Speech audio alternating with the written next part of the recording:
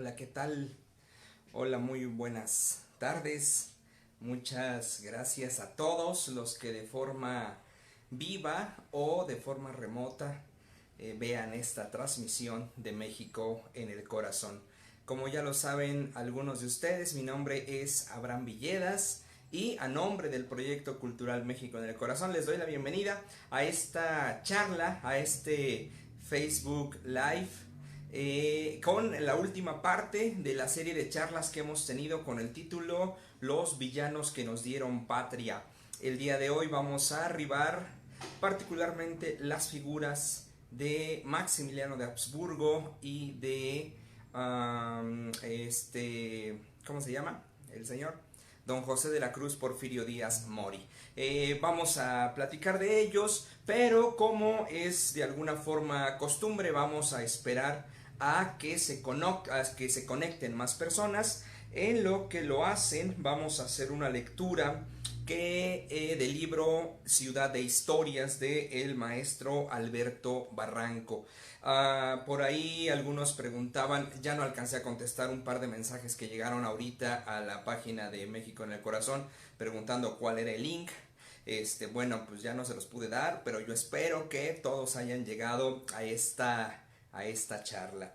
Estoy viendo la fotografía de Marta, estoy viendo la fotografía de Gustavo, y nada más. No sé, no sé quién más ande por allá. Y déjenme hacer algo, porque la vez pasada, exacto, ya está. Ahí está Marco, está Grace, está David, está Marta, está Betty, está Marta Eugenia, está Techalotl, Techalotl Intrépida, muchas gracias por tu cooperación, Techalotl, gracias por cooperar. Está Zaira, está Cel, está Iván, está México en el Corazón, no soy yo, yo puse ese hola. Está Diana, otra Diana, bueno, Diane, Marisela Ochoa. Hola Marisela, espero que te quedes. Está el querido Diego, otra vez Grace, María Ingrasa Trujillo, ahora sí llego temprano, Susan Marlene, la maestra Araceli, Grace Baspre, Leslie Uribe. Hola, ¿qué tal a todos? Espero que se vayan conectando de forma paulatina y empezamos con esta lectura.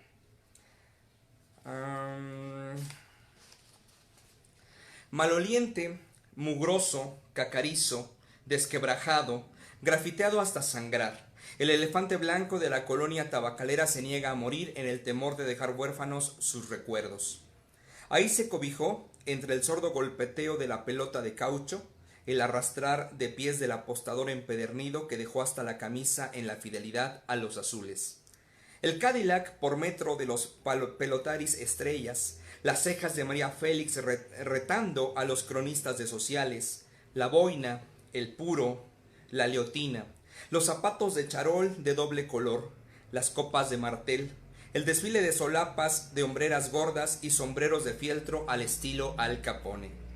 Ahí se filmó la película La Noche Avanza, argumento de Luis Espota y guión de José Revueltas. La soberbia invencible de Pedro Armendáriz en papel del rey de la cesta vasca, robándole los suspiros a Rebeca Iturbe y Anita Blanche. Poca cosa, las dos juntas para su grandeza. El frontón México, al vaivén del lienzo rojo o azul, en contraste con los pantalones y zapatos blancos, los saltos prodigiosos del hayalay, la cesta punta o la pelota vasca. Las apuestas lanzadas con una pelotita desinflada era la pasarela del México viejo. Generales y tropa, empresarios y artistas, magnates y desempleados en conciertos nocturnos. La aventura se inició en 1929, por más que el espectáculo estaba vivo en la Ciudad de México desde 1895 con una cancha al aire libre llamada Eder High Alay. Para mantener viva la fiesta con el Hayalay y luego el Frontón Nacional de las Calles de Iturbide, que murió en 1906 cuando don Porfirio canceló las apuestas. La página se reabriría en 1923 con el frontón hispano-mexicano, al que se sumaría uno del tinte popular llamado El Estudiante y otro El Metropolitano, de la entonces calle Melchor Ocampo. En sus primeros años, la credencial para ingresar al Frontón México era vestido largo para las damas y frac para los señores, con atención especial de Carlos Bolena y de vez en vez al piano el maestro Agustín Lara. Los chistes en la tribuna del señor Germán Valdés Tintán, o el rostro desfigurado de Kid Azteca, la personalidad del faraón de Texcoco, Silverio Pérez, y las curvas de María Victoria. Dicen que un día curioso llegó el escritor Ernest Hemingway para mirar de largo la cancha de 54 metros, acariciar las cestas de mimbre y aplastar la pesada pelota capaz de correr a 200 kilómetros por hora. Prohibida la entrada a menores. El postín lo desdibujó una vez el boxeador conocido como el vestido con bermudas y camiseta, se le remitió a un letrero que prohibía el ingreso sin saco y corbata. Disciplinado y atento, el púgil fue a alquilar un saco, una corbata y dejó intacto el resto de la vestimenta. La tragedia del Frontón México llegaría en 1998. 2 años después de uno más de sus regresos triunfales con el restaurante Prendes, alcalce y remodelación total, cuando una tramposa huelga obligaría al cierre del colosal edificio. Los murciélagos aún resguardan aquella de la pelota. Bueno, el Frontón México. Seguramente todos los que han caminado a lo largo y ancho de la calle de la República, de la Plaza de la República en la colonia Tabacalera, pues obviamente habrán visto este edificio que ahora ya ha sido rejuvenecido y ya recobra nuevos bríos. Trato de subir la imagen. Trato de verme completo. Me parece que algunos mandaron unos mensajes en ocasiones cuando estoy hablando y más cuando estoy leyendo. Obviamente son mensajes que no alcanzo a ver. Entonces les saludo a todos los que mandaron mensajes. Las fotos que alcanzo a mirar en este momento son de María Muciño, de Dalila, de Oralia, de Liliana, de Joel. Son a quienes alcanzo a ver en esta parte. Entonces, pues muy buenas tardes a todos. Ya son 49 personas en este momento. En este punto les recuerdo, si tienen la oportunidad de etiquetar a sus amigos, a sus personas que crean que esto les importa, pues háganlo como lo está haciendo María Engracia Trujillo, que ya está etiquetando a sus amigos. Si alguien tiene la oportunidad, comparta esta transmisión en su página de Facebook, en su muro. Y bueno, pues ayúdenos a llegar a más y más personas. Les recuerdo una cosa, les recuerdo que México en el Corazón hace estos en vivo a lo largo de esta temporada de pandemia, porque pues nuestro proyecto se encuentra detenido. Saben ustedes que nos dedicamos a los recorridos culturales, a las visitas guiadas, pero en medio de la alerta sanitaria por el COVID-19, bueno, pues nos tenemos que quedar resguardados, y estas transmisiones en vivo nos han ayudado a tener un poquito de recursos gracias a la solidaridad de tengan la oportunidad de ayudarnos, de cooperar para la causa, de mocharse, de ponerse la del Puebla. Ojalá que los 58 aporten algo, ojalá que todos pongan una lana, porque luego son 70 y cooperan 2. Entonces, ojalá que se mochen en la medida de sus posibilidades. Les habíamos dicho que no necesariamente con dinero nos ayudan. Ustedes tienen la oportunidad de dejar una recomendación en la página de México en el Corazón. Ustedes pueden dejar un comentario, pueden compartir la página, pueden compartir la transmisión, pueden compartir las publicaciones, pueden ayudarnos a llegar a más personas, y eso también es una forma de ayudarnos. Entonces, ojalá que no todos nos dejen comentarios, ¿verdad? Ojalá que la mayoría transfiera una lana, porque ya esta semana hay que ir a pagar el refrendo al Nacional Monte de Piedad, y ahora sí nos estamos quedando sin dinero. Entonces, ojalá que se pongan la de Puebla. Y bueno, vamos a hablar, en esta última parte hemos estado hablando de los villanos que nos dieron patria. Me llamó la atención que dos cosas. En primer punto, ustedes notaron que son una serie de 3 charlas. En la primera charla hablamos de Hernán Cortés, de la conquista, de la evangelización, de la Inquisición, de este proceso de aculturación que vivió México al momento de Cortés. Los tomamos como estos dos primeros villanos, a Cortés, a la iglesia. Después hablamos de el general Agustín de Iturbide y del general Antonio López de Santa Anna. Los tomamos como villanos de la historia de México. Ahora la publicación tenía 4 imágenes. Carlota, Maximiliano Porfirio Díaz y Carmen Romero Rubio. Es importante, lo voy a mencionar porque hubo por lo menos 2 comentarios en la página de México en el Corazón preguntándome que por qué llamaba villanos a Maximiliano, sobre todo. Hubo un par de comentarios que trataron de defender a Maximiliano. Con base en los comentarios me doy cuenta que no leen las publicaciones completas, que nada más leen el título y lo demás les vale cacahuates. Por más que uno pone ahí la explicación clara y concisa, también me queda claro, bueno, 2 cosas. Una, que no leen las publicaciones completas, y otra, pues que nunca han visto el trabajo de México en el Corazón. Entonces me empezaron a decir que por qué decía que Maximiliano era un villano. Bueno, no lo digo yo, lo dice al final de cuentas la historia oficial del país. La historia de México nos ha dicho que Maximiliano de Habsburgo es uno de los grandes villanos en la historia nacional. ¿Qué tiene que ver esto? Bueno, esto tiene que ver también con la publicación que hice apenas hace unos minutos, yo creo unos 30 minutos, que es sobre una encuesta de Mitofsky. Ya después no sabía yo si ya se los había platicado a ustedes en las charlas anteriores o no les había dicho nada.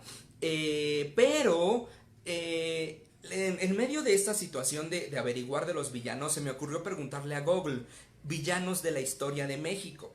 Y dentro de esta pregunta que le hice a Google, me salió una consulta de Mitofsky y asociados. En la consulta ya vieron ustedes los resultados. Para empezar, la sociedad mexicana encuestada, por lo menos, considera que el máximo héroe de la historia de México es Benito Juárez.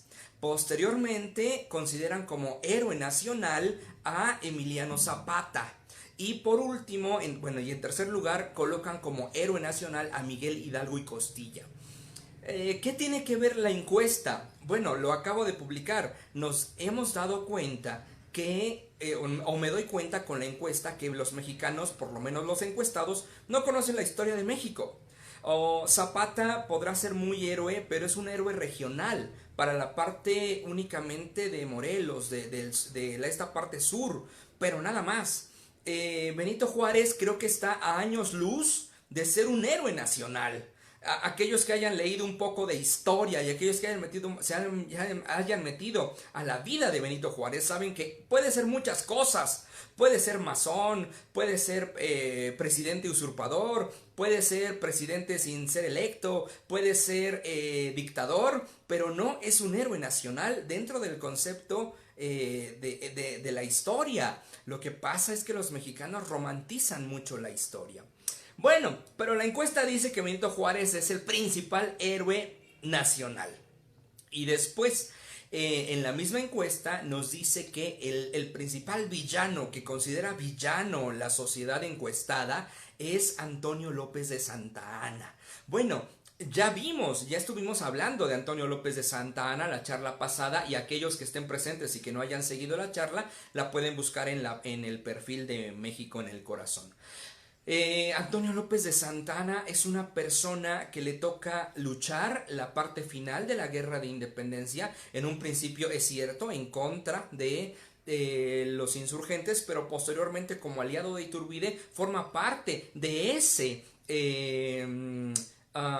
ejército de las 3 garantías, de ese ejército trigarante, y posteriormente se dedica a tener 1000 batallas. Es cierto, de las 1000 batallas pierde 1000, y muy probablemente la única que gana realmente es aquella famosa en contra de la reconquista española en el puerto de Tampico. Entonces, la historia estigmatiza a Antonio López de Santa Anna como un vendepatrias. Les invito a los que no lo han hecho que vayan a ver la otra charla y se den cuenta de que Santana pudo haber sido muchas cosas menos un vendepatrias. Y bueno, eso también salió a relucir porque pues ya saben que a mí me dijeron vendepatrias, justamente por andar hablando bien de Maximiliano. Dijeron que era un afrancesado vendepatrias y que no tenía idea de la historia de México. Entonces afortunadamente lo tomé como halago la cuestión de vendepatrias, porque hoy en día me parece que es algo bastante digno a cómo está la cuestión de la patria. Pero bueno, Maximiliano de Habsburgo, ¿cómo? ¿Por qué? ¿Cuándo? ¿A quién se le ocurre traer a Maximiliano? Si nosotros nos ponemos en la idea de decir, Maximiliano llegó a gobernar como emperador, como rey extranjero al suelo mexicano, podemos decir, puta, Maximiliano, qué mala onda. O sea, ¿cómo se te ocurre venir a gobernar? O sea, así nada más por tus barbas. O sea, nada más por ser güerito y de ojos claros venís a gobernar, pues estás mal. Claro que si lo leímos desde esa parte, se escucha pésimo. Pero si nos vamos a mirar una retrospectiva de la historia nacional, si vamos a analizar qué hay más atrás de esta situación, podemos comprender el proceso histórico de la llegada de Maximiliano. Y lo habíamos comprendido un poquito la charla pasada con la figura de Santa Anna. Santa Anna, junto con el grupo de conservadores, junto con algunas logias masónicas, junto con algunos grupos de poder como sería el clero, se dan cuenta de una cosa. México nació como imperio con Agustín de Iturbide y valió cacahuates. Los mismos mexicanos mandaron a asesinar a Agustín de Iturbide llamándolo traidor, cuando el mismo Congreso que lo mandó a asesinar le había dado la corona del imperio mexicano. Después vino un periodo de pseudo república y después también por ahí mandan a asesinar a Vicente Guerrero. Los conservadores ya para 1860 se están dando cuenta que México fue incapaz de ser imperio por sí solo, fue incapaz de ser república por sí solo, y empiezan a notar o a querer ver la necesidad de una tutela extranjera. Ahora, nos debe de quedar clara una situación. En el Concierto de las Naciones de ese siglo XIX es algo común que se está dando en algunos lugares de Europa. Países que no pierden su soberanía, países que van a tener la tutela de un país extranjero y que muchas veces esos países van a pedir esa tutela de los países extranjeros. En esa situación, los conservadores, también nos debe de quedar claro una cosa, y aquellos que sean admiradores de la 4T y de López Obrador les debe de quedar bien claro. En el siglo XXI ya no hay liberales ni hay conservadores. Ajá. Y si el señor López Obrador les dice que él es un liberal, el día que lo encuentren subido en una Suburban, pregúntenle cuál es la razón por la cual un liberal se alía a las iglesias evangélicas, que son las que le escriben la carta moral de la Cuarta Transformación. Bueno, en el siglo XXI, a ver muchachos, todos ustedes, los 70 y tantos que están aquí presentes, en el siglo XXI ya no hay liberales y ya no hay conservadores. Es un concepto que ya no cabe. Es un concepto arcaico que se quedó estancado en el siglo XIX, que ya ni siquiera para el siglo XX llega. Ajá. Bueno, aquel grupo de conservadores encabezados por la iglesia, aquellos conservadores de este partido, aquellos conservadores que son los grandes tenedores de tierra en algún momento, deciden que es momento en el cual México debe buscar otra forma de gobernarse. Y es entonces cuando a partir de 1855-1860 México empieza a pensar en un gobierno monárquico dirigido por alguna potencia europea. ¿Por qué se fijan en Francia? Porque para ese momento, para ese exacto tiempo, lo que está pasando en el continente americano es la famosísima doctrina Monroe. América para los americanos. Pero el América para los americanos no significa habitante del continente americano. Americano significa habitante de la porción de territorio de los Estados Unidos. Entonces, lo que está pasando en el continente americano es ese expansionismo de los Estados Unidos, ese imperialismo yanqui, el que pretende controlar toda la parte sur del continente americano. ¿Por qué razón los conservadores van a Europa, van a Francia? Porque lo que se quiere es tener un control, es ponerle un alto a los Estados Unidos. Los conservadores buscan el apoyo de Roma, del Vaticano, de Francia para traer una monarquía, mientras que los liberales lo que hacen es buscar el apoyo de las logias masónicas y del gobierno estadounidense. Hay que recordar que quien financia parte de la guerra en contra del imperio de Maximiliano, una vez terminada la guerra de secesión, son los Estados Unidos. Los rifles que ocupaba el ejército de Juárez eran rifles hechos de manufactura norteamericana, y muchos de los soldados que quedan literalmente sin trabajo cuando termina la guerra de secesión en Estados Unidos son contratados por el gobierno mexicano de Juárez para pelear en contra de los franceses. Bueno, eso es lo que está pasando en México. Hay una división, unos quieren el control, el dominio por parte de Estados Unidos, otros quieren traer una monarquía europea dirigida básicamente por Francia, que en ese momento es quien las puede, en la figura de Napoleón III. Y Napoleón III es quien decide quién va a venir a México, y él decide que el muchacho que para ese momento está desempleado, el príncipe europeo que carece de una corona, es Maximiliano de Habsburgo. Maximiliano de Habsburgo, un personaje hermano de Francisco José, el emperador de Austria. Una vez que Francisco José sube al trono, Maximiliano toma el título de desempleado. Una vez que hay un emperador, los que están abajo pues ya no sirven para nada y van a vivir básicamente de las migajas que caigan de la mesa del emperador, en este caso Francisco José. Una persona preparada, Maximiliano de Habsburgo, sí. Una persona muy ilustrada, sí. Una persona que le gustaba el diseño de interiores. Hay que recordar que gasta la mitad de su vida en la edificación del famosísimo castillo de Miramar, a las orillas del Adriático. Algunos ustedes recordarán la última vez que anduvieron por allá de vacaciones. Es un castillo bastante sencillo, bastante modesto. Realmente no es un gran palacio de monarquía europea. Pero bueno, lo importante de él es la vista que tiene este castillo. Es importante para Maximiliano la situación del castillo porque lo empieza a construir y cuando está casi por terminarlo se queda sin dinero. Y cuando se queda sin dinero es justamente cuando conoce a la señorita, o mejor dicho, no sé por qué le digo señorita, a la princesa de Bélgica, María Carlota Amelia de Bélgica. Maximiliano ya estaba enamorado antes de conocer a Carlota, obviamente no de ella. Maximiliano estaba perdidamente enamorado de una princesa portuguesa que se llamaba Amelia de Braganza. Amelia de Braganza, con ella ya Maximiliano había pactado su matrimonio, se estaban empezando a arreglar las cosas para que se casaran. Afortunadamente Francisco José había dado su aprobación, el papá de la mujer había dado su aprobación. La mujer padecía de tuberculosis, ella quedó guardada en la isla de Madeira y cuando Maximiliano está preparando toda la situación para la boda, la mujer fallece, la mujer muere. Maximiliano cae en una depresión bastante grande, muy complicado para él, porque si podemos decir que hubo una mujer a la cual Maximiliano amó perdidamente en su vida, fue a la princesa de Portugal, Amelia de Braganza. Cuando eso sucede, Maximiliano, pues perdidamente triste, se da la tarea de buscar otra novia y entonces conoce a Carlota.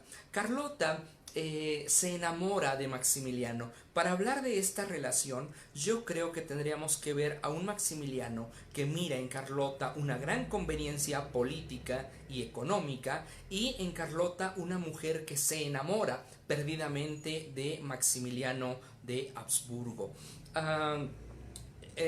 cuando se encuentran, Maximiliano se entera que Carlota es una mujer huérfana. Carlota fue preparada a la misma altura de sus hermanos, los hijos del rey de Bélgica. Carlota había quedado huérfana desde muy pequeña, a los 12 años de edad.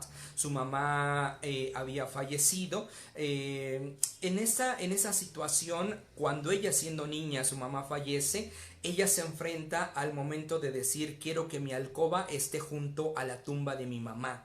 Y Carlota pide que su cama sea bajada junto a la tumba, y en las noches se ponía a jugar muñecas con su mamá, o por lo menos eso escribiría Carlota en sus memorias. Muchas personas aseguran que la enfermedad mental de Carlota está presente en ella desde muy pequeña. Carlota se diagnostica por algunos psiquiatras como una mujer esquizofrénica, como una mujer que padece justamente de algún bajo nivel de esquizofrenia que en algún punto se le detona. Médicamente, y esto lo hemos hablado en los recorridos que hacemos en el castillo de Chapultepec, médicamente una mujer es mucho más propensa a padecer de esquizofrenia que un hombre. No sé por qué, a mí no me miden feo, pregúntenselo a la medicina o a la madre naturaleza o a Dios o a quien ustedes quieran. En medio de esa situación, Carlota se enfrenta a varias situaciones que la van orillando a la esquizofrenia. Una, a muy temprana edad, a los 12 años, la situación del fallecimiento de su madre. Posteriormente se enfrenta al fallecimiento del padre, posteriormente se enfrenta al matrimonio cruel que vive con Maximiliano de Habsburgo, posteriormente se enfrenta al declive del imperio. Bueno, no nos adelantemos. Maximiliano se casa con Carlota. Carlota quería casarse con Maximiliano, estaba enamorada de Maximiliano. Maximiliano necesitaba dinero y el rey necesitaba casar a su hija. Entonces se juntaron las peras con las manzanas, todos se pusieron de acuerdo: yo te doy dinero, tú que te casas con mi hija y mi hija estará feliz de estar casada contigo. Maximiliano se pone bastante contento, pero en esa situación el rey de Bélgica, Leopoldo, le pide a Francisco José, al emperador de Austria, pues que le dé un puestecito más arriba en la nobleza, porque pues como que su hija se iba a casar con un perfecto desconocido y un perfecto don nadie. Así que Francisco José les otorga el título de virreyes de las provincias de Lombardo y Véneto al norte de Italia. Ellos se van a hacer virreyes. Ustedes cuando van al castillo de Chapultepec ven este gran carruaje dorado que está en la sala de carruajes. Ese carruaje Maximiliano decía que se lo había regalado la población de Lombardo Véneto, y es algo que se traen a México cuando obviamente vienen para acá.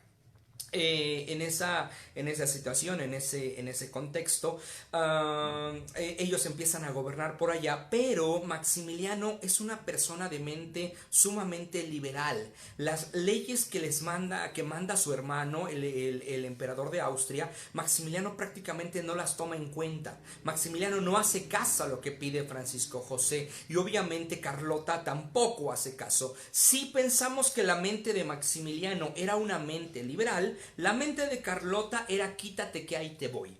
El apodo que le ponen a Carlota cuando llegan a México es Carlota la Roja, hablando en ese sentido propiamente de su mentalidad tan libre, de su mentalidad tan avanzada, de el completo rechazo a las ideas y a los dogmas, sobre todo en cuestiones de fe cristiana católica.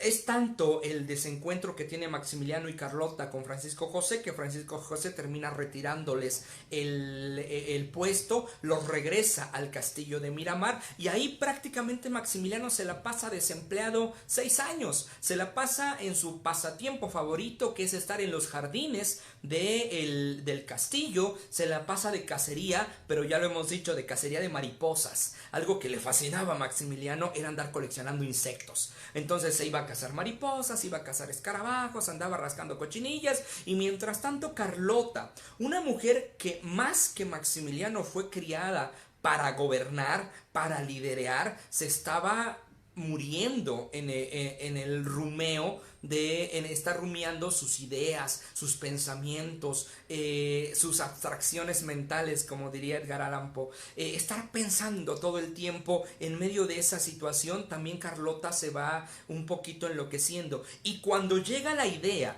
de gozar de la corona del Imperio Mexicano, la primera en decir sí, claro que sí, ¿por qué no?, es Carlota. Carlota es la que anima a Maximiliano a tomar la corona. Maximiliano no lo quería hacer. Maximiliano realmente ya le habían ofrecido antes una corona en Grecia, pero Maximiliano la había rechazado. Pensaba que iba a ser muy complicado estar lidiando con la Iglesia Católica Ortodoxa. Entonces ya se había rechazado la corona de Grecia. Carlota creía que Maximiliano no podía desperdiciar ahora esta nueva corona. A Maximiliano le dicen que el pueblo lo está aclamando, que el país lo está llamando, que todos lo quieren. Volvemos a lo que ya les había comentado. Es algo que se estilaba en aquellos tiempos en Europa. No era descabellado que un país, que una nación nueva, joven, pidiera la tutela de una mayor. Entonces lo que dice Maximiliano es, ok, si ustedes dicen que me están llamando, yo voy con una condición, tráiganme unas boletas de votación donde yo pueda ver que realmente el pueblo me quiere. La Comisión Mexicana les dice, claro que sí, yo te traigo las pruebas, y al más puro estilo de las urnas embarazadas del PRI en los años 70, llevaron una cajita de madera dentro de la cual había 14 papeletas, y esas 14 papeletas decían que querían a Maximiliano como emperador. En aquel entonces, de alguna forma se llevó una votación, obviamente no de individuo, sino de regiones. Y entonces se le dijo a Maximiliano, el territorio te quiere, el territorio quiere que vayas a pacificar y que vayas a administrar el imperio. A Maximiliano se le habían dicho que había recursos, realmente no había recursos, realmente la nación estaba en bancarrota. Ese periodo de tiempo en el cual México está saliendo de la famosa guerra de reforma para después entrar de lleno a la guerra en contra del imperio. México, inclusive Juárez ha detenido el pago de la deuda externa. Es ahí el pretexto ideal para la intromisión de Francia en el territorio mexicano. El momento en que la economía mexicana está más tambaleante, bueno, es cuando viene esta tutela por parte de Europa. Para llegar a México, Maximiliano de Habsburgo firmó con Napoleón III los famosos tratados de Miramar, en los cuales Napoleón III se comprometía a mantener el imperio mexicano con recursos económicos, con recursos militares, mientras que se fomentaba por completo la paz en el territorio mexicano y Maximiliano entraba a gobernar de lleno. Cuando vienen hacia México, pasan a despedirse del Papa. El Papa Pío IX les da la bendición y les dice: qué bueno que van a México como hijos católicos que son, para restituir los males que le han hecho a la Iglesia. Y Maximiliano contesta con una frase lapidaria para el Papa: primero México y después la Iglesia. Desde ese momento, Pío IX se está dando cuenta que eligieron muy seguramente mal al enviado a tierras mexicanas. Enviaron a México una persona de pensamiento ilustrado, de pensamiento liberal y de pensamiento mucho más todavía liberal que los propios liberales que estaban gobernando ya a México. México recibe a Maximiliano y a Carlota en pleno silencio. En Veracruz no hay recepciones. Lo único que lo recibe en Veracruz son los malditos mosquitos, el vómito negro y la malaria que le empieza a pegar de inmediato a las tropas imperiales. Avanzan rápidamente de Francia, avanzan de Veracruz, se van hacia Córdoba y después llegarían hacia Puebla. En Puebla cambia un poco el panorama. Hay que recordar que los poblanos siempre se han sentido europeos. ¿Hay algún poblano por aquí presente? Bueno, si hay alguien que sea de Cholula y que hable así con el acento cesiado, como Hugo Sánchez. Los poblanos, desde que se crea Puebla, se sienten como la parte, creen todavía que la ciudad fue construida por Los Ángeles. Entonces, híjole, dice Fabián que Hugo sí es de Puebla. Bueno, pues ni modo, ya te tocó, Hugo. ¿Para qué andas ahí en Puebla? Siguen creyendo los poblanos que la ciudad sí la hicieron Los Ángeles. Entonces, cuando llegan a Maximiliano y Carlota por Puebla, son recibidos por grandes fiestas, se hace un Te Deum en la catedral, a pesar de que el obispo de Puebla realmente no los quería recibir tan bien, porque antes de la llegada de Maximiliano, el obispo de Puebla había tenido un encuentro con un enviado de Maximiliano que había venido a preparar pues toda la situación de la recepción. Cuando él estaba en Puebla con el obispo, igual el obispo le hace el señalamiento, qué bueno que van a venir a derogar la Constitución de 1857. Y lo primero que le dice aquel es, la Constitución va a seguir exactamente igual, porque esa es la modernidad como se está marcando el camino en Europa. Ya el obispo de Puebla sabía que tampoco había mucho a dónde hacerse con Maximiliano. Son recibidos hasta la fecha por ahí en Puebla. Sobrevive por lo menos uno de los arcos del triunfo que fueron creados para recibir a Maximiliano y a Carlota en la zona de los Fuertes, muy cerquita del teleférico que se encuentra por allá en Puebla. Bueno, ahí está ese arco triunfal, ese arco del triunfo con la imagen de la Virgen de Loreto. Son recibidos en aquel lugar y posteriormente llegarían a la Ciudad de México, y a la Ciudad de México los recibirían las Chinches. En el Palacio Nacional por todos es muy conocida la famosa anécdota de que todo se cambió en la habitación. Se cambiaron los tapices, las cortinas, se cambió todo, menos se cambia la cama. La cama no se cambia, se deja tal cual como está, y las Chinches empiezan a comer al emperador. Robert me dice que viene un ofrecimiento del imperio a Porfirio Díaz para unirse a sus fuerzas. Yo no tengo un señalamiento directo de Maximiliano directo con Porfirio Díaz. A quien Maximiliano le escribe una carta desde que viene en el barco en la Novara es a Benito Juárez, y a Benito Juárez le ofrece ser el ministro de Justicia de la nación en medio de este imperio constitucional. Obviamente también está la respuesta que hace Juárez, en el cual rechaza a todas luces el ofrecimiento de Maximiliano, pero el ofrecimiento que yo tengo mucho más consciente es el que hace Maximiliano a don Benito Juárez. Benito Juárez se dedica a ser en ese punto un chapulín, a andar de un lado para el otro en la República Mexicana. Obviamente trae consigo el gobierno de la República bajo esa célebre consigna de el imperio soy yo o el Senado soy yo. También está la situación de decir, donde estoy yo está la presidencia de la República. Y Juárez empieza a cargar con él la presidencia de la República. Si algo hay que aplaudir a Benito Juárez sería la intensidad con la cual defiende el discurso patriótico republicano para él.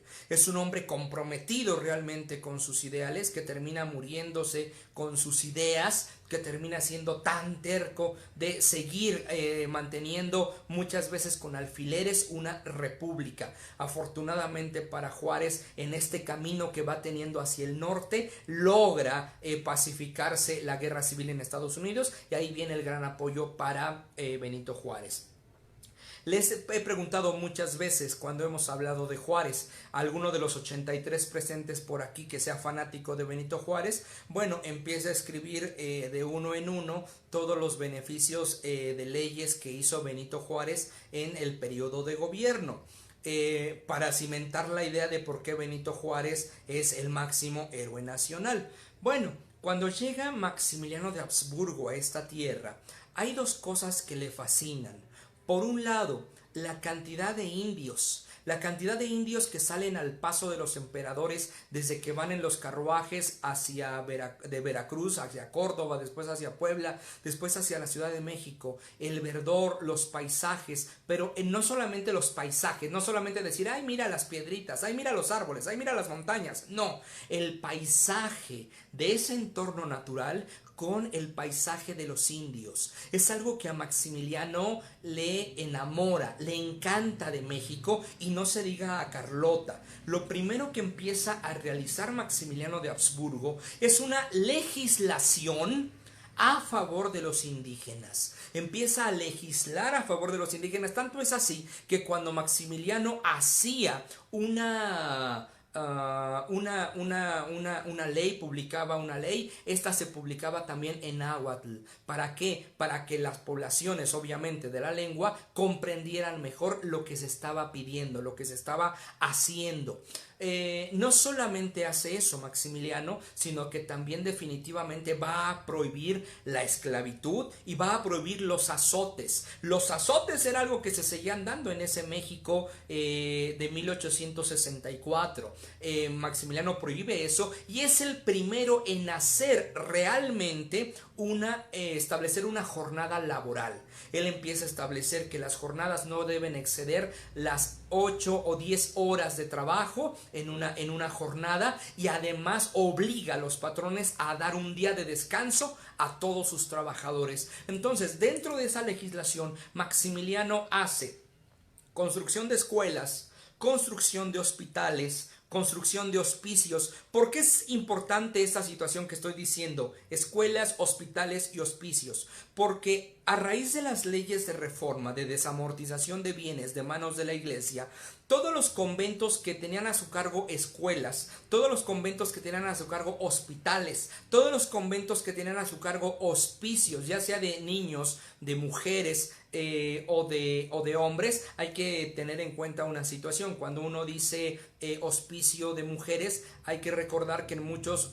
hospitales se recibían a las mujeres públicas, a las prostitutas. Cuando las mujeres caían enfermas de alguna enfermedad venérea, iban a parar para allá y obviamente no volvían a trabajar o no podían volver a trabajar. Entonces estaban en esa situación. Me dice la maestra Ivonne que tiene reunión de trabajo. Bueno, pues ni modo, maestra. Ahí al rato ve la publicación, y salúdeme a la maestra Yunuen si anda por ahí cerca de usted también. Resulta que Maximiliano empieza a generar, si las leyes de reforma quitaron el control de la iglesia, que es muy bueno al final de cuentas, que qué bueno que ya no tienen control económico, porque eso les quita también el control político.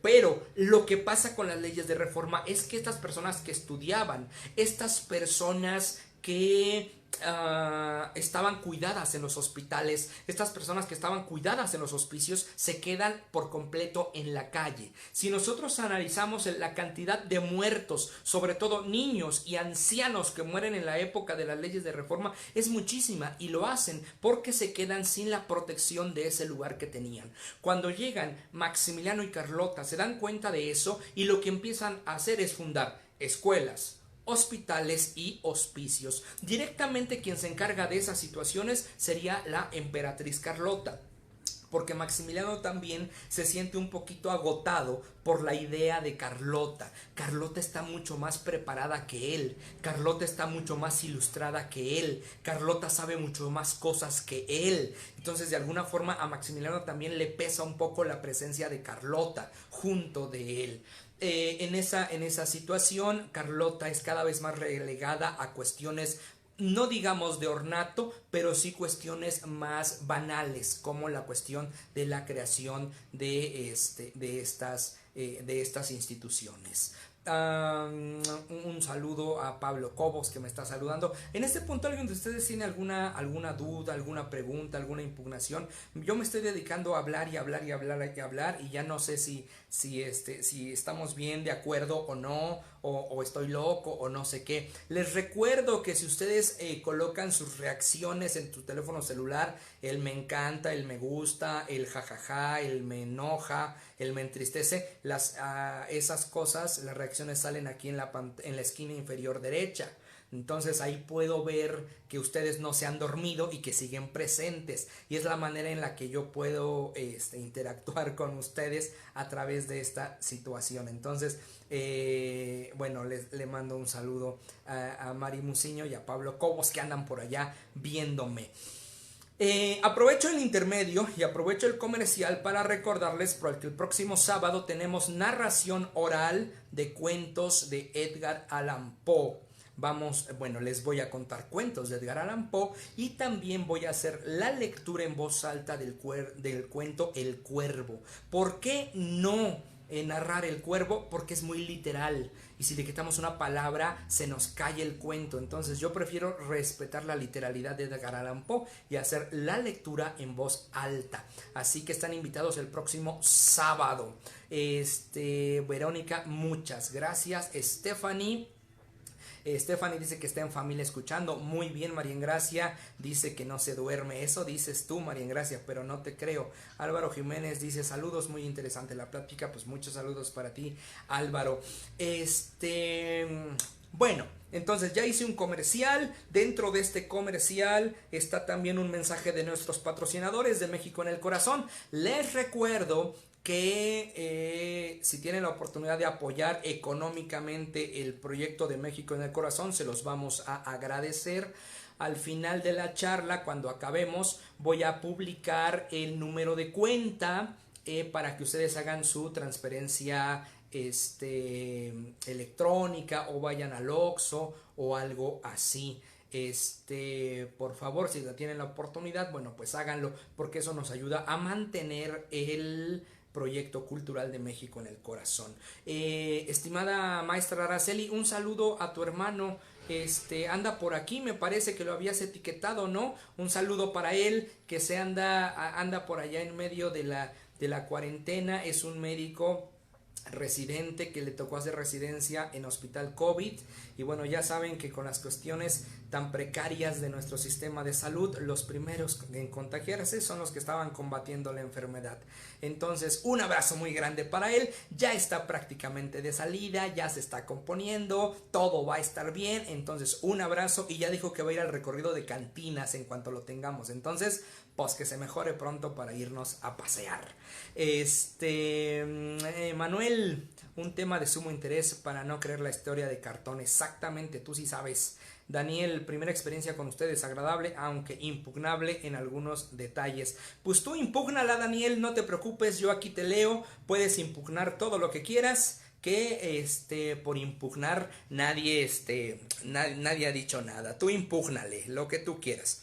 Dice Techalotl que se pongan la del Puebla. Si gastan en chelas, que no gasten en esto, que es pues sí, exacto, cooperen. Dani, uno de Maximiliano en el Castillo de Chapultepec y otro por el centro, ambos excelentes. Muy bien, pues ya pronto nos vamos. Ya pronto nos vamos de eso. Viene lo de la batalla del 2 de abril. No vamos a hablar de la batalla del 2 de abril. Interesante visión sobre Maximiliano y Carlota. Al final muy bien, dice Grace, que hará su contribución. Muy bien, que hay acerca de la leyenda de Miguel Armas, un supuesto hombre que...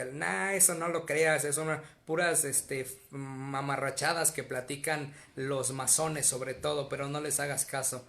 Ahorita platico de eso. Bueno, ya está. Aquí anda por aquí Dulce, se acaba de conectar. Un abrazo muy grande a Dulce, un abrazo muy grande a su familia. Ayer dijo que su papá había estado un poquito delicado de salud. Afortunadamente se va recuperando bien. Un abrazo para ella, un abrazo para sus hermanas y gracias por estar viendo. Marta Eugenia, ¿cómo es que Carlota tenía problemas, le hacía sombra a Carlota, pues a Maximiliano?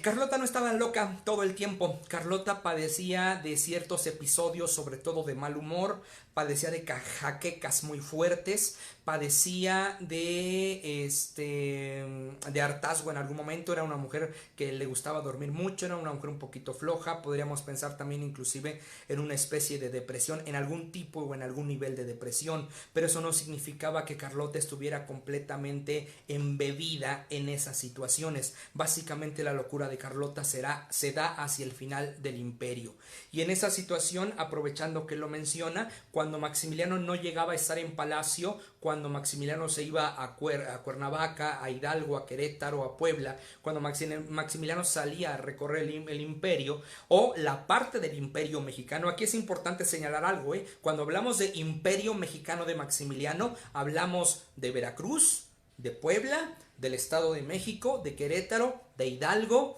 de una parte de Guadalajara, y párenle de contar.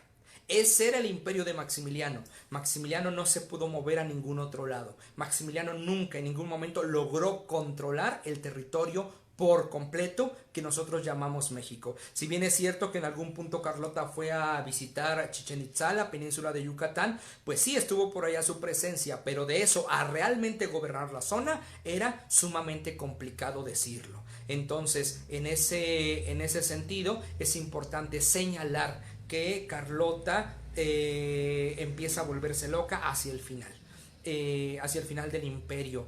Bueno, a ver, ahorita te platico eso, Mari Muciño. La legislación de Maximiliano es importante en ese sentido. Maximiliano va generando esa legislación a favor de las masas populares en México. Maximiliano empieza a gastar mucho dinero en cuestiones de mejoramiento de Palacio, ahora llamamos Nacional, y el Palacio de Chapultepec. Cuando Maximiliano llega a estos dos palacios, los dos técnicamente estaban en la ruina, y Maximiliano tiene que rehacerlos. Entonces ahí gastan mucho dinero. Gastan mucho dinero en rehacer los palacios. Si ustedes van actualmente a Palacio Nacional, básicamente todo lo que van a encontrar nuevo en Palacio Nacional es de la época de Maximiliano.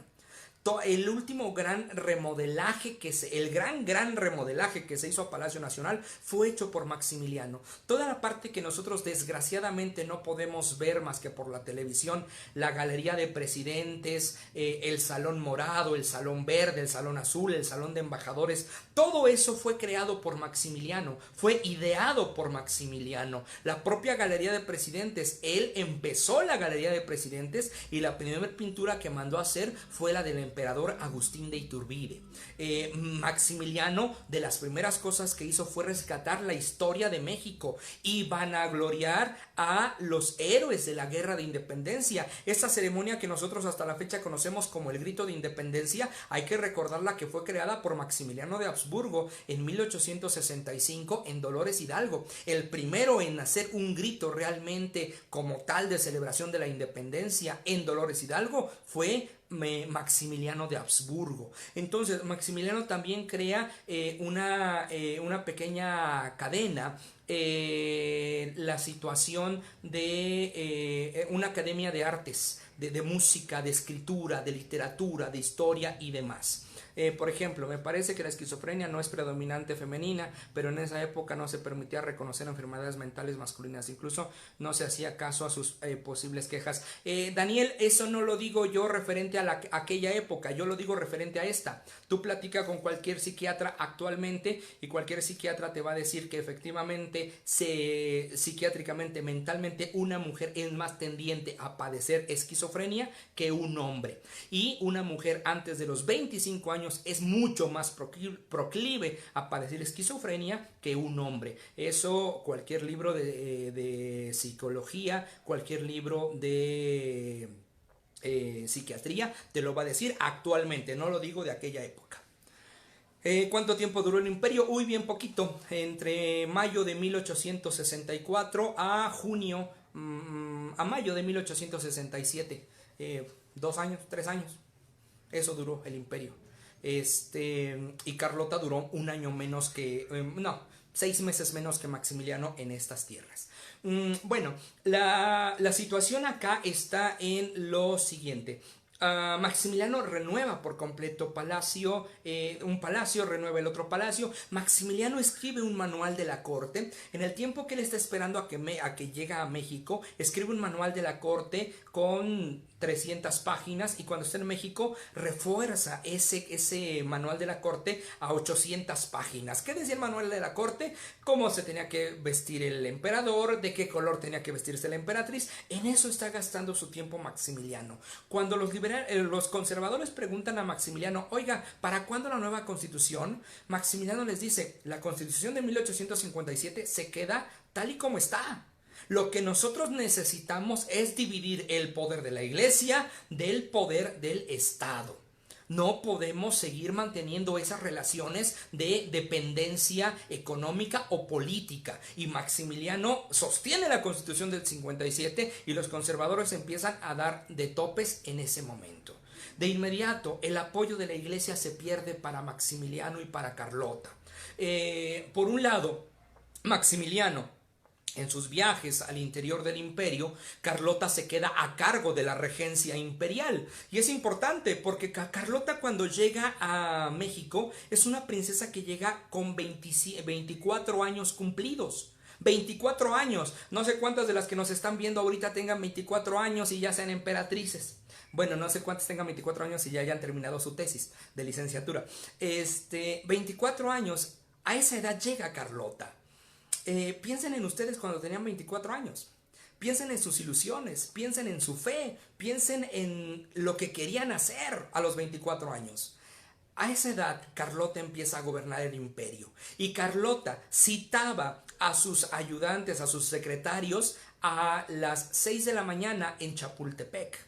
Ella ya a las 4 de la mañana se levantaban tanto Maximiliano como Carlota. Lo primero que tomaba Maximiliano era una taza de chocolate con un croissant, lo mismo que Carlota. En ocasiones se comía hasta 4 croissants el emperador Maximiliano.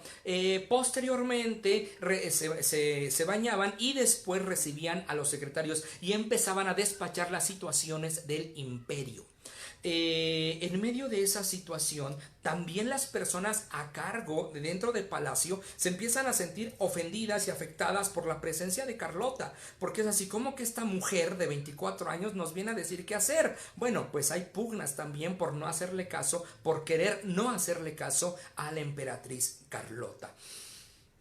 Todo el apoyo se acaba para Maximiliano porque las situaciones internacionales así lo piden. A Francia se le están presionando las naciones vecinas, está a punto de desatarse una guerra en contra de Francia y los soldados que tenía Francia en México eran requeridos en aquel lugar.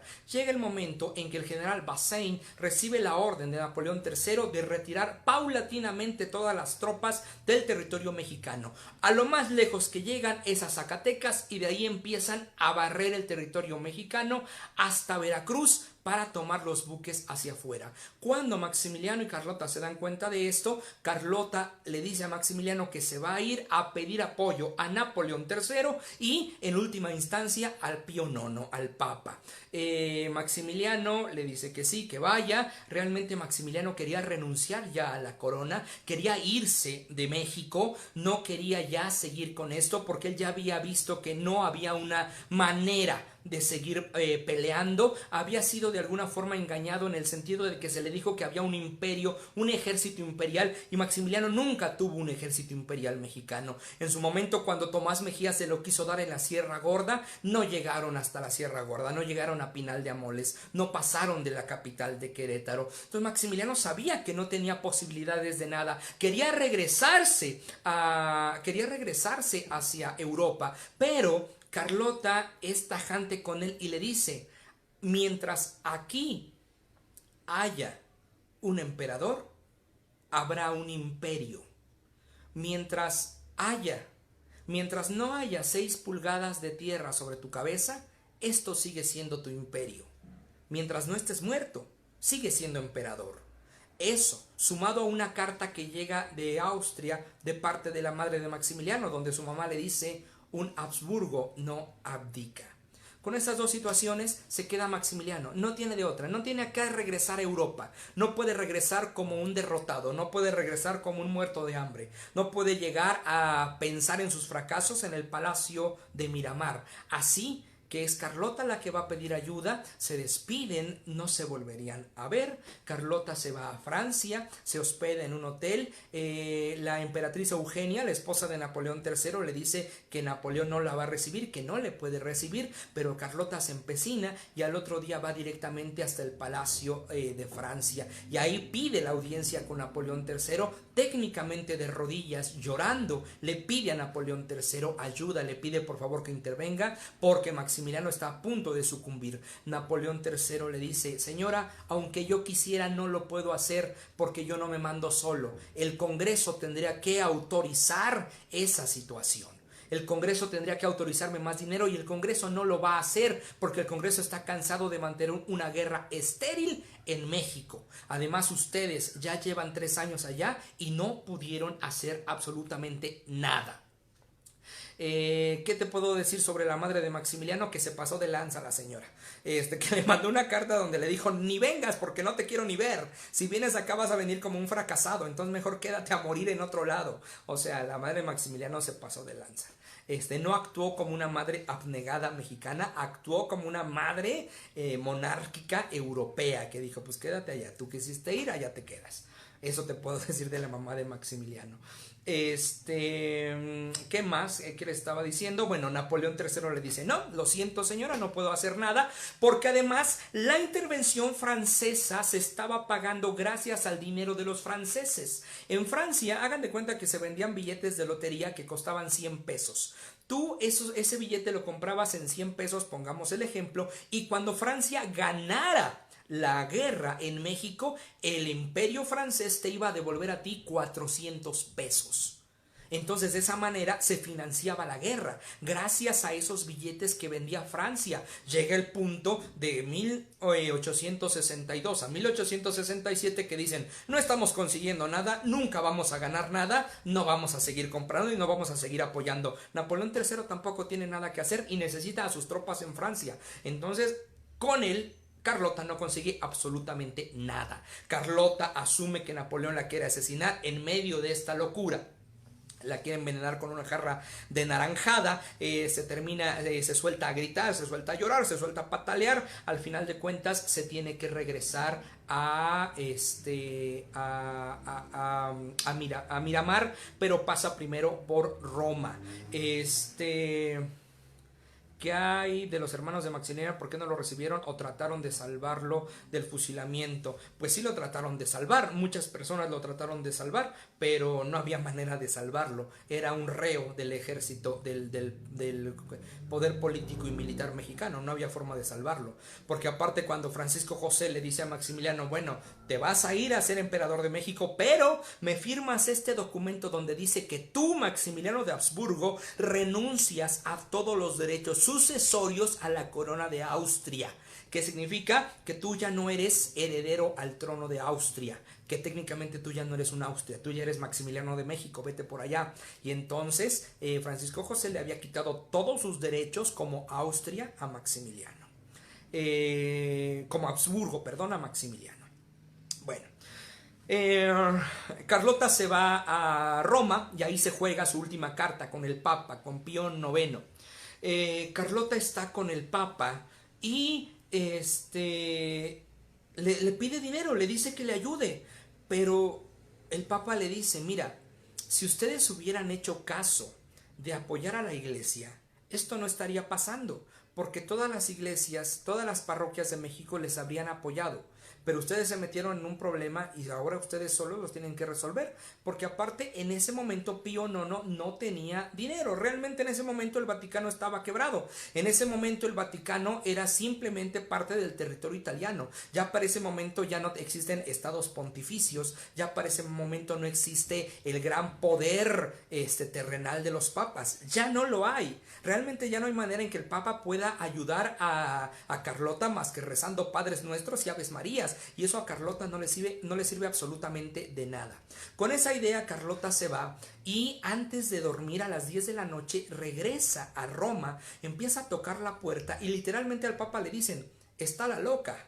La dejan entrar y ve que el Papa estaba cenando una merienda con chocolate y empieza a meter los dedos a la taza del Papa y empieza a beber. Es una imagen muy conocida de la locura de Carlota, ya completamente perdida, ya completamente fuera de sí, diciendo que la quieren envenenar. Antes de eso, cuando iba regresando al hotel donde se estaba quedando, pidió que el coche parara en la fuente del Trevi para tomar agua, porque ella no podía tomar agua de ningún otro lado que no fueran las fuentes públicas, porque decía que la querían matar. Al final de cuentas, esa noche le permiten a Carlota dormir dentro del Vaticano, le preparan una pequeña sala, le preparan una pequeña cama, le permiten estar ahí dentro y al otro día cuando se despierta, ella lo quiere agarrar como hotel, les dice pues déjenme quedar aquí otras 2 noches. El secretario de Estado del Papa le dice, ¿sabe qué? No puede estar aquí más, usted dijo que una noche, ya amaneció, por favor retírese. A Carlota la corren del Vaticano. El trato que se da a Carlota en Roma es muy cruel, es muy rudo. De alguna forma el Papa se tenía que cobrar que Maximiliano no había apoyado a la iglesia. Corren a Carlota, la mandan a Miramar y ya técnicamente en ese transcurso entre Francia y Roma y Miramar es donde Carlota empieza a perder por completo la cordura, empieza a perder ya la realidad, empieza a estar fuera completamente de sí. Es ahí donde ustedes tienen la oportunidad de leer este libro que se llama Una emperatriz en la noche, traducido por la maestra Marta Zamora, para que lean la correspondencia que escribía Carlota, para que lean cómo escribía Carlota y cómo se fue deteriorando la cuestión mental. No sé si lo dijiste o pregunta, Carlota le suplicó a Juárez por Maximiliano, ¿qué pasó ahí? No, Néstor, esa es una situación que no pasó. Carlota nunca ve a Juárez. El otro día en un grupo de Facebook alguien publicó que Juárez había contagiado de una enfermedad venérea a Carlota. Carlota y Juárez nunca se vieron, jamás en la vida, jamás en la vida. A ver, regresemos, para contestarte la pregunta, regresemos al imperio. Maximiliano ya perdió todo, Maximiliano ya perdió prácticamente todos los espacios donde podía luchar, Maximiliano ya no tiene para dónde hacerse y decide irse a Querétaro. Se va a Querétaro, por allá se queda y deciden atrincherarse en el Cerro de las Cruces. Perdón, si ustedes alguna vez han ido a Querétaro, donde está el convento de la Cruz, donde está ese arbolito que da espinas en forma de cruz, bueno, pues es ahí donde se queda Maximiliano, junto con Tomás Mejía, junto con Miramón. Quien estaba cuidando militarmente la Ciudad de México era el general Porfirio Díaz. En ese contexto, en esa situación, Maximiliano se da cuenta que no puede batallar. Inclusive algunos decían que en algún momento, algunos historiadores aseguran que Maximiliano pedía que le dieran un balazo en medio de la batalla, que alguno de sus ayudantes, alguno de sus criados le diera un balazo para morir en batalla, para morir en campaña. Dentro de esa situación es muy importante la idea de pensar que Maximiliano ya asume como el imperio perdido. Las posesiones de Maximiliano y de Carlota ya habían salido del castillo de Chapultepec, ya habían salido de Palacio Imperial, ya habían sido mandadas a Veracruz, ya estaban en unos barcos y ya los barcos iban hacia Europa. De hecho, uno de los barcos es el que naufraga y algunas de las cosas que se rescatan de ese barco en el naufragio fueron a parar a El Salvador. De ahí viene la famosa leyenda de Justo Armas que hace rato decían. Ahorita hablamos de eso. Maximiliano ya se había preparado para irse, ya había subido a los barcos las colecciones de insectos, la biblioteca, la vajilla. Parte de lo que todavía queda en Chapultepec del imperio es literalmente lo que ellos no se quisieron llevar. ¿Qué fue lo que no se quisieron llevar? El ajuar de bodas que les regaló Napoleón III y un cuadro que les regaló el Papa Pío IX de la Plaza de San Pedro. Eso lo podemos ver todavía en el castillo de Chapultepec. Ahí María Muciño me preguntaba que dónde quedaron los vestidos de Carlota. Mucho de la ropa, todo se mandó propiamente en esos barcos. Todo se sacó de México. Maximiliano literalmente se va del castillo de Chapultepec con lo que llevaba puesto y con algunas otras cuestiones de ropa que llevaban cargando en los carretones. Nada más. Maximiliano se va sin nada. Aun cuando se va Maximiliano del Castillo, él pide dinero a su secretario para pagar un dinero que él había pedido prestado. Cuando se fue de avanzada Carlota hacia Europa, Maximiliano no tenía dinero para pagar el barco. Él pide dinero prestado, o mejor dicho, saca de los fondos de ahorro de México, del imperio, y paga el barco. Cuando él ya se va de Chapultepec, cuando él deja la Ciudad de México, le pide dinero a su ayudante para dejar ese dinero saldado. Maximiliano no se lleva un solo peso de México. Maximiliano no se lleva un solo centavo. Maximiliano, cuando está metido en la cárcel en Querétaro, no tiene dinero. Las monedas que le da él a los soldados son monedas que a él le prestan, o bueno, diríamos que a él le regalan estando en la cárcel, pero él ya no tenía dinero. Maximiliano se va sin dinero y Carlota técnicamente se va sin dinero. Obviamente que Carlota no se queda pobre, porque Carlota termina muriendo a los 80 y tantos años de edad y termina siendo la heredera de múltiples fortunas familiares. Se le murió la mamá, se le murió el papá, se le murió el abuelo, se le murieron los tíos, se le murieron los hermanos y todos le fueron heredando a Carlota. Carlota, cuando muere a los 80 y tantos años, es una de las mujeres más ricas a nivel mundial. Bueno, aprovechando que dije Carlota y que dije la locura, Robert me pregunta, ¿es cierto que Carlota seguía creyendo que Maximiliano estaba vivo? Sí, eso es cierto. Carlota todavía cuando estaba en el palacio se sentaba a la mesa y siempre había un servicio más al lado de ella y siempre preguntaba ella a sus criados, ¿ya llegó el emperador? Seguramente se habrá tardado, pero al rato va a llegar porque me dijo que sí llegaba a comer. Mantengan la comida caliente. Y siempre al lado de Carlota se ponía un servicio esperando siempre a Maximiliano, porque Carlota asumía que estaba vivo todavía. Obviamente cuando Maximiliano fallece, Carlota se entera tiempo después, pero ya ni siquiera sabemos bien cómo le cae la noticia. Lo que está diciendo Manuel, Noticias del Imperio es un buen referente de la locura de Carlota. Noticias del Imperio es la mejor novela del Imperio mexicano, es lo mejor que puedas leer, novela. Pero si quieres adentrarte a la locura de Carlota, lee Una emperatriz en la noche, de la traducción de Marta Zamora, porque ahí te vas a dar cuenta de la locura de Carlota. Ahí para contestar esa situación. ¿Quién hereda la fortuna de Carlota? Su familia, literalmente, porque Carlota desde que tenía vida no podía administrar su riqueza porque estaba impedida mentalmente. Entonces ella no tocó nunca un centavo de todo lo que se le fue heredando. Ella solamente vivía de eso, pero no sabía ni de dónde llegaba el dinero. Dice acá, ¿Maximiliano tuvo hijos? No, Maximiliano no tuvo hijos. Es por ahí un mito que se le achaca a que tuvo hijos con la famosa India Bonita, con Concepción Sedano, pero realmente no, esa es un mito creado en torno a Maximiliano. Maximiliano no tuvo hijos en México y tampoco tuvo hijos obviamente con Carlota. Ese fue otro problema del Imperio Mexicano. Para responder la pregunta de Belém P.M. Kelly, el Imperio Mexicano era una corona hereditaria. ¿Qué significaba eso? Que se necesitaba un heredero en el cual recayera la corona cuando faltara el emperador Maximiliano.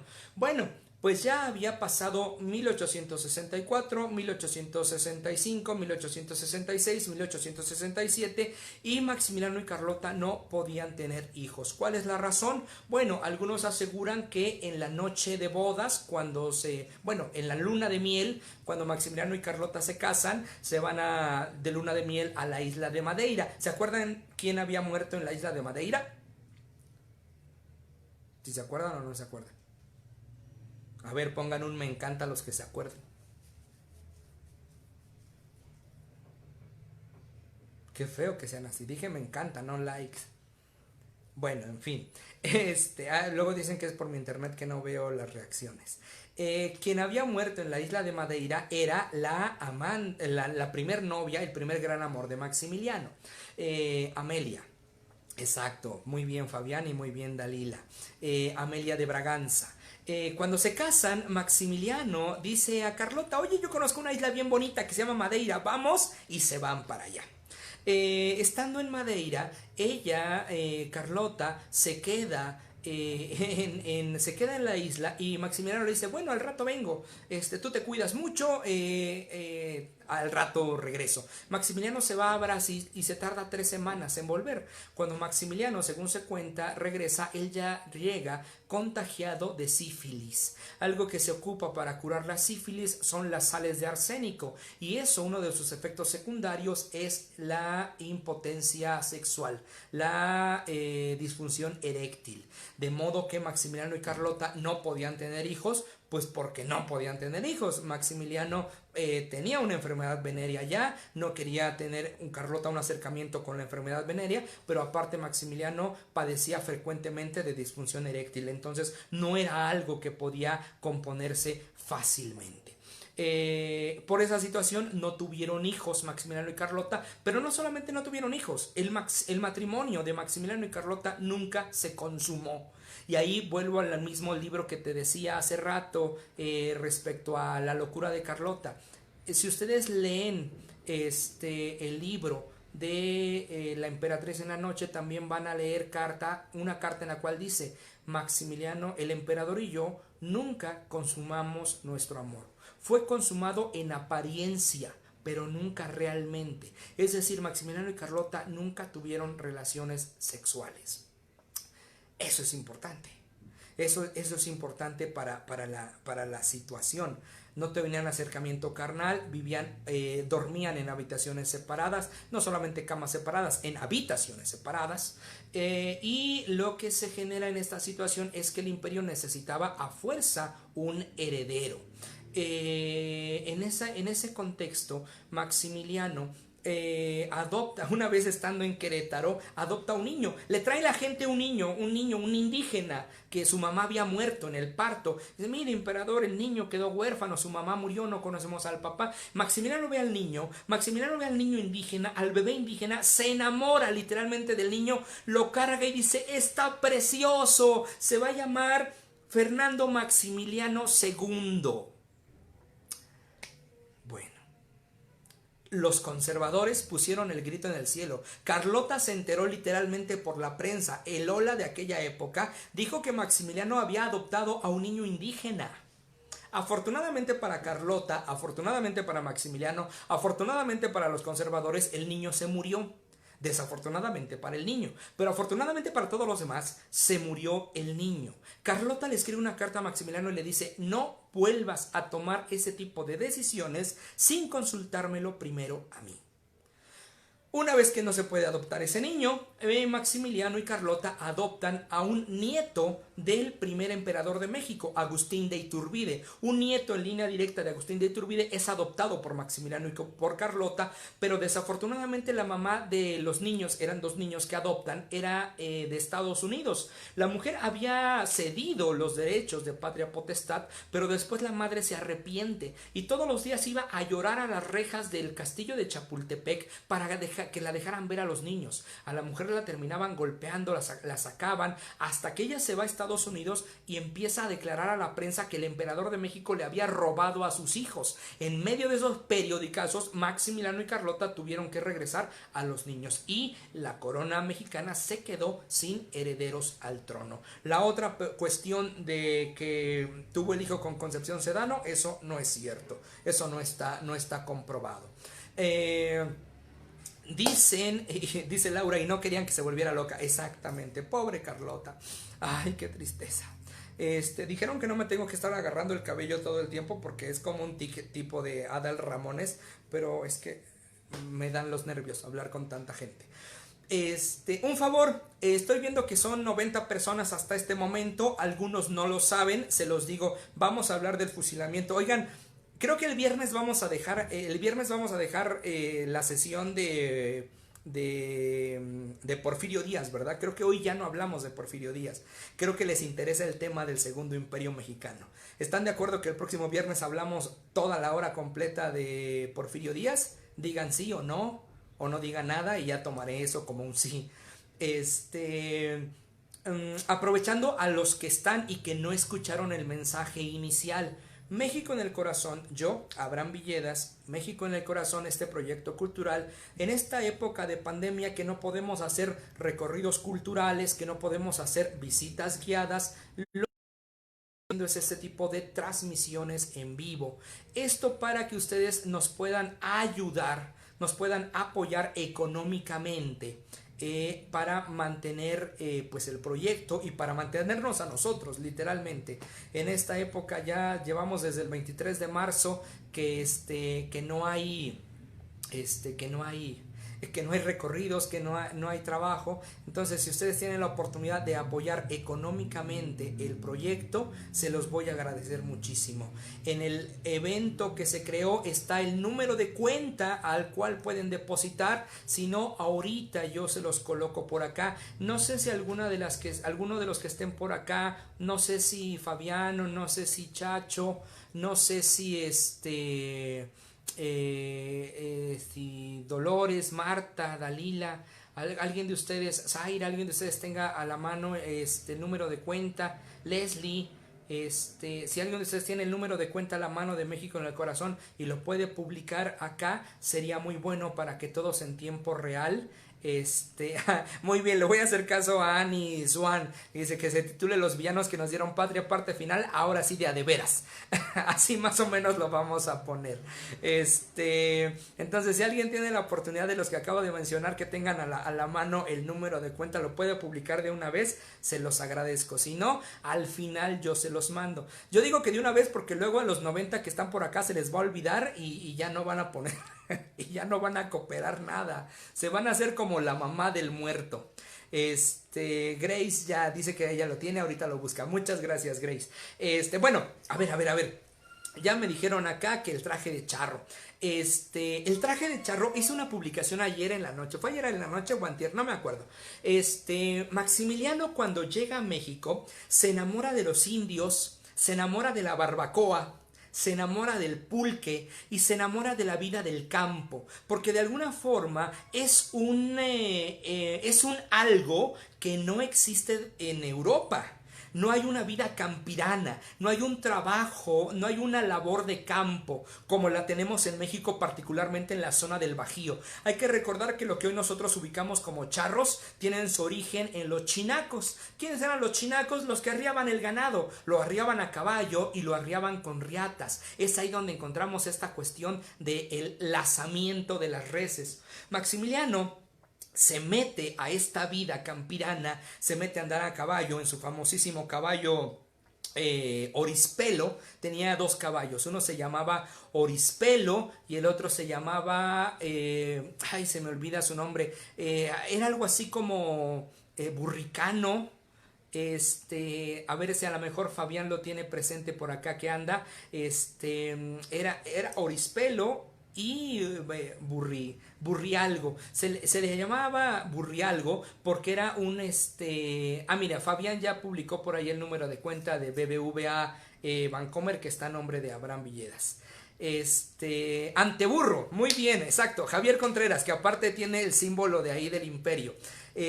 Anteburro, exactamente. Anteburro es una palabra directamente que sirve para representar a los caballos que no son muy rápidos, que más bien avanzan a paso lento, que avanzan de forma tranquila. Entonces tenía dos caballos muy importantes, Orispelo y Anteburro, y le gustaba irse al campo.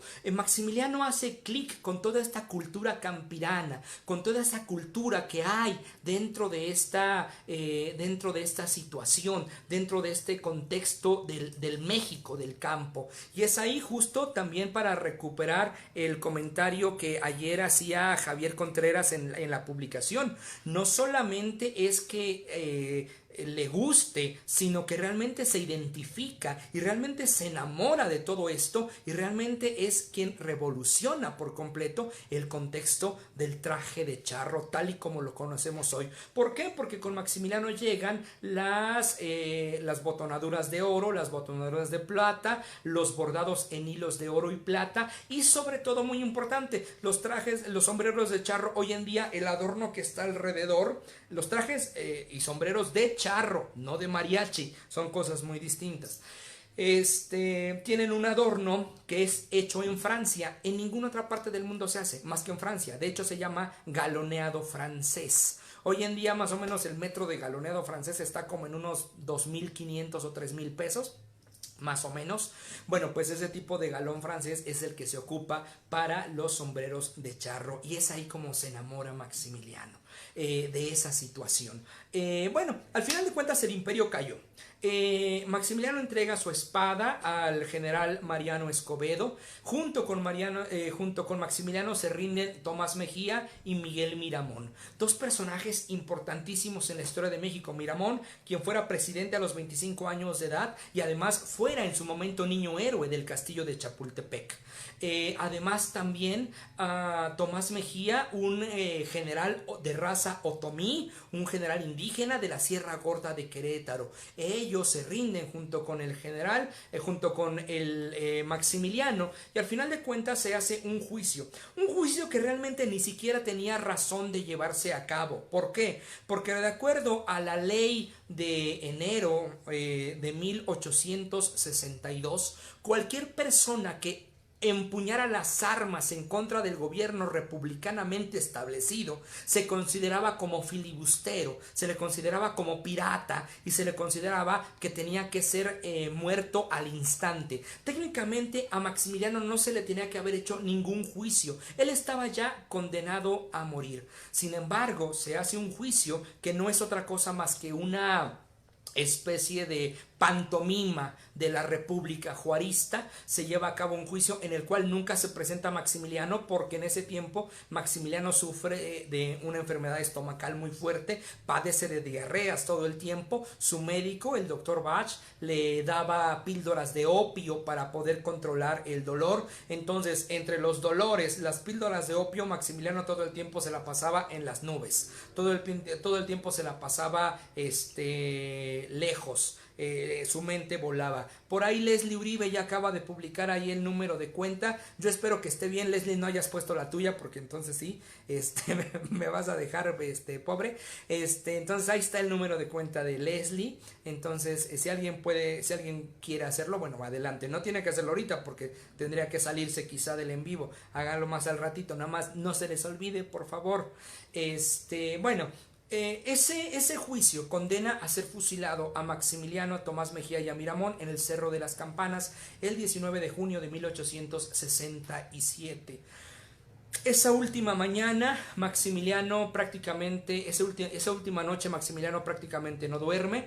En la madrugada Maximiliano escribe una última carta dirigida a Benito Juárez, en la cual le pide a Benito Juárez que por favor la sangre de Maximiliano sea la última que se derrame en este momento. El último desayuno lo toman juntos Miguel Miramón y el Maximiliano de Habsburgo. Hay una charla muy amena por ahí, una anécdota que suelen decir que en la sobremesa antes de terminar dice Miramón: fíjese, emperador, qué contrariedad, yo estoy aquí por no haberle hecho caso a mi esposa. Y Maximiliano le dice: pues mire qué casualidad, yo estoy aquí por hacerle caso a mi esposa. Concha Lombardo, la esposa de Miguel Miramón, muchas veces le decía que ya abandonara la causa del imperio, y Miramón no le hizo caso. Y Maximiliano todo el tiempo, pues por más que quería irse, no lo dejaron irse. El caso contrario pasa con Tomás Mejía. Él estaba en una celda aparte junto con su esposa, que escasas 2 semanas antes había tenido un hijo de Tomás Mejía. Entonces él pudo estar en la celda con ellos dos, con la hija, con el hijo y con la esposa. Cuando salen, bueno, escuchan misa, reciben la comunión, se confiesan, salen hacia el Cerro de las Campanas. La última vez que Tomás Mejía miró a su esposa y a su hijo es cuando ella trata de acercarse al carro que lo llevaría al Cerro de las Campanas, y cuando cierran la portezuela del carro, el rebozo se atora en la puerta, y cuando el carro se arranca, ella cae con el niño en brazos. Es la última vez que Tomás Mejía ve esta situación. Y ya estando en el Cerro de las Campanas, Maximiliano había pedido que fueran buenos tiradores, que le apuntaran al pecho, que no le dieran a la cara, porque no quería que su mamá viera un rostro desfigurado. Así que Maximiliano le da una moneda a los tiradores, una moneda de oro. Maximiliano se quita de la parte central y le dice a Miguel Miramón: general, los valientes deben ser honrados inclusive al momento de morir. Por favor, póngase en el lugar de honor. A Tomás Mejía le dijo que si algo le había quedado a deber en esta tierra, muy seguramente la providencia se lo recompensaría en la otra vida. Así que se acomodan para morir.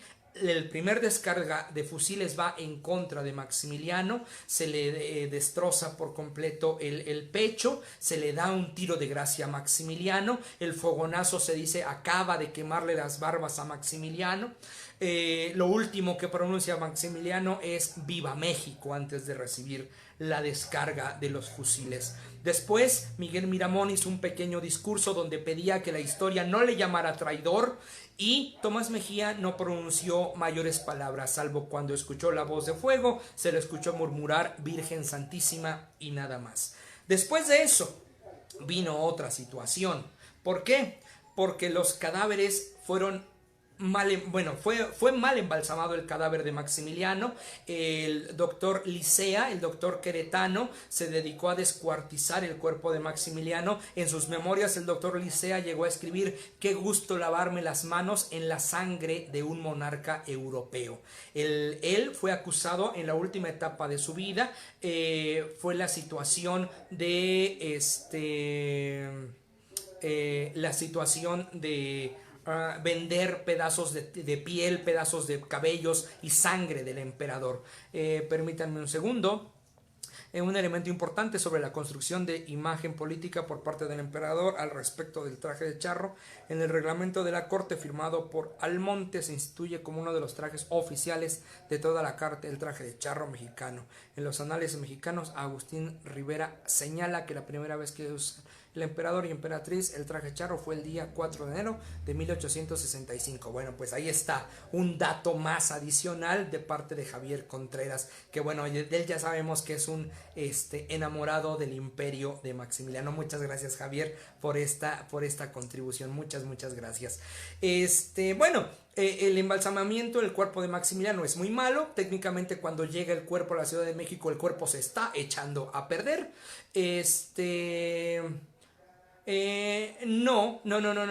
Fue básicamente por lo del doctor, fue por él mismo. O sea, el hecho de vender la sangre, los cabellos, las barbas, fue porque él quiso, literalmente. El doctor, a la etapa final de su vida, termina defendiéndose en un juicio, porque es enjuiciado por maltratar el cuerpo de Maximiliano. Si alguien quisiera conocer esos documentos, se encuentran reservados en el archivo Carso, que se encuentra por allá en San Ángel, en Chimalistac. El proceso, el juicio en contra del doctor Licea se encuentra en el grupo Carso. Si alguien no lo quiere, puede ir para allá. Entonces ahí está toda la defensa que hace el doctor Licea. En el caso contrario, con el cuerpo de Tomás Mejía, ese se embalsama perfectamente por una razón. El general Mariano Escobedo, tiempo antes de capturar y demás, en una batalla, Mariano Escobedo había sido hecho presa por Tomás Mejía. Tomás Mejía le pudo haber pasado por las armas, pero Tomás Mejía, sabiendo de la importancia que tenía el general Mariano Escobedo, la importancia política y la importancia militar, le perdonó la vida y lo dejó libre. Cuando captura el general Mariano Escobedo a Tomás Mejía, va con Juárez y le dice: oiga, señor presidente, yo le debo un favor a Tomás Mejía, él me salvó la vida. Juárez le permite a Mariano Escobedo perdonarle la vida a Tomás Mejía. Mariano Escobedo va con Tomás Mejía y le dice: señor, vengo a pagarle la deuda que tengo con usted, puede irse. Tomás Mejía le contesta: si yo me voy de aquí, se van conmigo Miguel Miramón y el emperador Maximiliano. Y le dice a Mariano Escobedo: claro que no, solamente el salvoconducto es para usted. Y Tomás Mejía le dice: muchas gracias, pero yo voy a correr la suerte que corra mi emperador. Y Tomás Mejía, teniendo un hijo recién nacido, se queda dentro de la cárcel a correr la suerte del emperador. Mariano Escobedo lo que hace para pagar la deuda un poco es financiar económicamente el embalsamamiento del cuerpo de Tomás Mejía. Se hace un embalsamamiento perfecto, tan perfecto que el cuerpo de Tomás Mejía no fue sepultado sino hasta algún tiempo después. La mujer no tenía para sepultar el cuerpo. Vivía en la colonia Guerrero. La mujer trae el cuerpo a México y en una sillita lo coloca sentado con su smoking, abre una cortina, una ventana y coloca una charolita para que la gente dejara su limosna para juntar para el sepelio. Quien terminó pagando el sepelio de Tomás Mejía fue el propio Benito Juárez, y le paga el sepelio en el Panteón de San Fernando, ahí cerquita del Metro Hidalgo en la actualidad. Ahí hay un mausoleo que dice hasta la fecha T. Mejía. Algunos dicen que es Tomás Mejía, algunos dicen que es Traidor Mejía, pero ahí está. El cuerpo de Maximiliano llega destrozado por completo. Sí, ¿verdad? Martita, y eso si no los que te copian las historias para narrar. Al final de cuentas, Maximiliano, el cuerpo llega completamente descompuesto a la Ciudad de México. El cuerpo es llevado al convento de San Andrés. ¿Dónde estaba el convento de San Andrés? Muy fácil, donde actualmente se encuentra el espacio del Museo Nacional de Arte. en la calle de Tacuba, por el eje central. Ese espacio era el convento de San Andrés. Ahí estuvo, ahí fue llevado el convento, el cuerpo de Maximiliano, y ahí lo fue a ver Juárez. Juárez, que nunca quiso ver a Maximiliano en vida, Juárez, que nunca se atrevió a mirar a los ojos a Maximiliano, porque aparte no hubiera podido, le hubiera visto como la panza más o menos.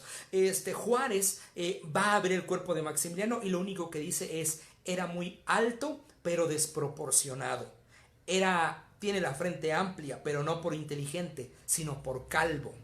Bueno, Juárez ordena un segundo embalsamamiento al cuerpo de Maximiliano, se deja el cuerpo colgado como jamón serrano algunos días para que se le escurran todos los líquidos, vuelve a ser embalsamado, se le colocan unas barbas falsas y así se manda a Austria. Es así como lo ve su mamá. Es así como lo ve su mamá y es así como la mamá exclama: este no es mi hijo. Y este no es mi hijo sirvió para crear una leyenda masónica, sobre todo, que dice que Juárez le perdonó la vida a Maximiliano porque los dos eran masones. Maximiliano no era masón. No hay ningún documento que nos afirme que Maximiliano era masón.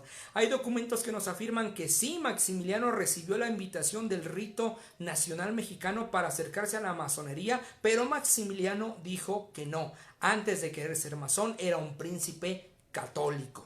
Maximiliano recibió esa invitación, la rechazó, y además también hay otra anécdota de una persona que se va a entrevistar con él y dice en una memoria, quien fue a verlo: saludé al emperador con diferentes gestos del rito masónico, esperando que él me los contestara, hablando con palabras clave, y Maximiliano no supo contestar los saludos ni supo la referencia de las dichas palabras. Entonces, Maximiliano no era masón. Juárez lo sabemos, sí, era masón. No había una razón para perdonarle la vida a Maximiliano.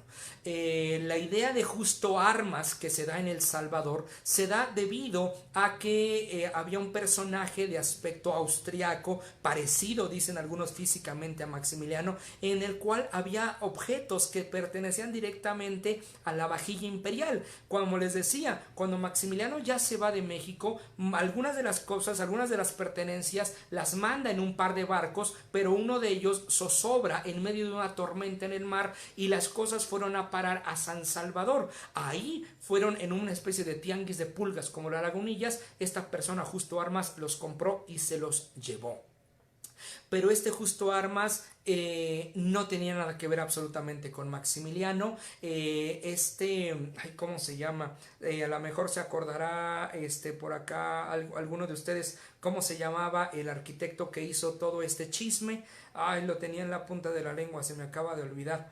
Es un arquitecto en San Salvador que se dedica a crear toda esta historia, y él dice que hay documentos y que hay pruebas genéticas donde se establece que es cierto. Realmente nadie ha visto un documento, y en cuestiones históricas, si no tienes un documento que lo compruebe, te conviertes automáticamente en Francisco Martín Moreno y estás haciendo novela historizada, pero no estás haciendo historia. Entonces no, Maximiliano falleció. Lo que sí se sabe actualmente es que la familia austriaca en 1995, algo así, hicieron pruebas al cuerpo que está en la cripta de los capuchinos de Austria, y se estableció que ese cuerpo que está sepultado es el de Maximiliano. Esas pruebas las tiene directamente la familia de Maximiliano y la capilla de los capuchinos. Se dice que si ustedes quieren saber, si quieren verlo, pueden ir a la cripta de los capuchinos. Tienen que pagar más o menos unos 2,000 euros para que les puedan ver el documento.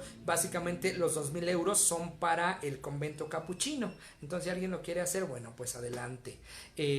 María Muciño: no, si tienes libros de Francisco Martín Moreno, quémalos, haz una fogata, haz a bombones con ellos, pero no los leas. Francisco Martín Moreno es una de las peores personas que puedes conocer respecto a historia. Francisco Martín Moreno no es historiador. Francisco Martín Moreno es literato, es novelista, pero nada más. Podrá escribir bien, pero nada más. Brian R.V., exactamente, Rolando Deneke, muy bien, muchas gracias. Rolando Deneke es el arquitecto que creó la leyenda de Justo Armas. Muchos historiadores No necesariamente hablamos de decir la verdad o no decir la verdad, pero son discursos históricos, son discursos que dependen de cada quien cómo los escriba, pero lo que escribe Francisco Martín Moreno son novelas y nada más, ¿no? O sea, si los van a leer como novelas, adelante, perfecto, léanlos, pero no los tomen como hechos históricos, y menos sus arrebatos carnales, ¿no? O sea, no puede ser.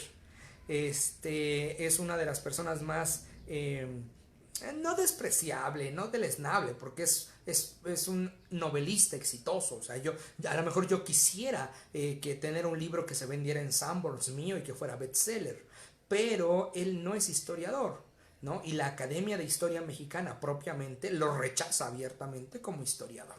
Eso nos debe de quedar claro. Bueno, ya. Fabián dice que tiene varios.